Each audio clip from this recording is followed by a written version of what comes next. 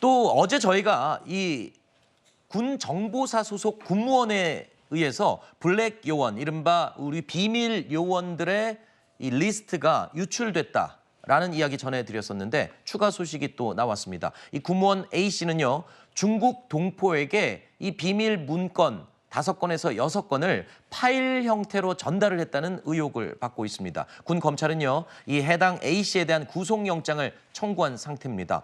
군 당국이 기밀을 넘겨받은 중국 동포가 북한 측 정보원일 가능성이 있다, 이렇게 지금 보고 있다고요. 이렇게 되면은 뭐 거의 북한 손에 우리 비밀 요원들의 명단이 넘어가게 되는 거잖아요. 네.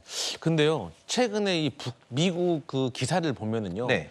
한 60여 명의 북한에서 어떤 전문가로 양성된 인원들이 300개의 미국의 IT 기업에 위장 취업을 해가지고 네. 미국의 어떤 기밀이라든지 어떤 비밀 같은 정보들을 빼내가고 있다라는 기사가 났습니다. 네. 그러니까 북한이 사실 핵을 개발을 하는 과정에서도, 그리고 군사적으로도 사이버라든지 IT에 대해서도 상당히 투자를 많이 하고 여기에 대해서 정보를 많이 모아놓고, 특히 네. 해킹 분야에 있어서 많은 정보를 모으고 있어서 그 측면의 일환으로서 우리의 정보도 중국을 통해서 이렇게 수집하고 있는 것이 아닌가. 그래서 이번에 군 정보사에서 군사 기밀이 유출된 것은 정말 심각한 상황이다. 그래서 특단의 대책을 빨리 마련해야 된다, 이런 말씀 드리고 싶습니다. 우리 블랙 요원들의 이 신원이 이렇게 유출된 것으로 확인이 되면서 지금 활동하던 이 블랙 요원들이 다 지금 급거 귀국하고 있는 것으로 지금 알려지고 있거든요.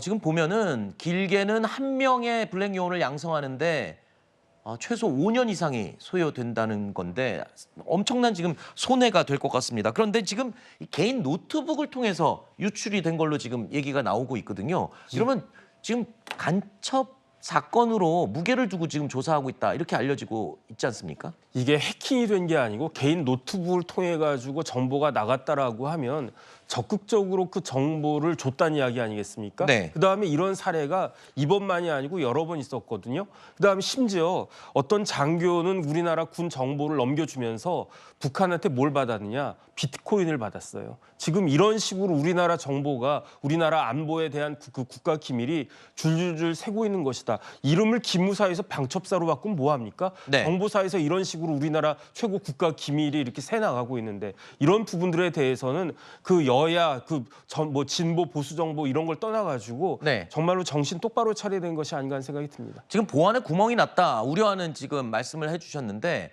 이렇게요 아주 중요한 기밀이 유출이 된 게 확인이 된 상황에서도 이 기밀을 유출한 것으로 지목되는 이 구무원을요, 한 달 동안 정상적으로 출근하게 냅둔 사실이 또 드러났습니다.